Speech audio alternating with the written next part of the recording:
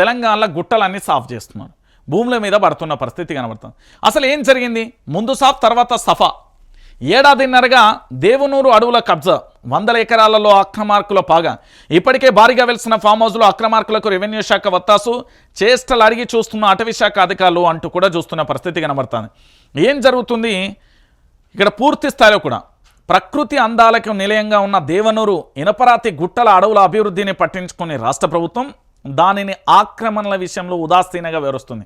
జీవ వైవిధ్య సంపదతో నిండి ఉన్న దేవనూరు అటవీ ప్రాంతంలో ఏడాదిన్నరగా కబ్జాలు పెరుగుతున్నాయి. కబ్జాలు అడ్డుకోవాల్సిన రెవెన్యూ మాత్రం చోద్యం చూస్తున్న పరిస్థితి కనబడుతుంది.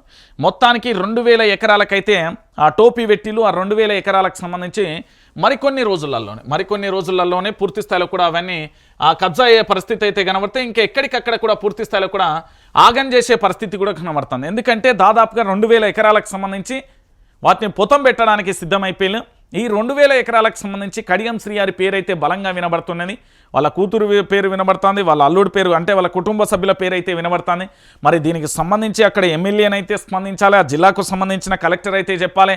ఎందుకంటే ఇది వాస్తవమైన విషయం. ఎందుకంటే పర్యావరణాన్ని మనం కాపాడుకోవాలి, అడవులను మనం కాపాడుకోవాలి, మన సంపదను మనం కాపాడుకోవాలి. కానీ ఇక్కడ అలాంటి పరిస్థితులు ఏవి కూడా కనబడిన దాఖలాలు లేవు. అటవీ సంపదనంతా కూడా జీవ వైవిధ్యానికి సంబంధించి పూర్తి స్థాయిలో కూడా ఆగం చేస్తున్న పరిస్థితులు అయితే కనబడతాయి. ఒక్కసారి మీరే ఆలోచించండి తెలంగాణ ప్రాంత ప్రజలారా.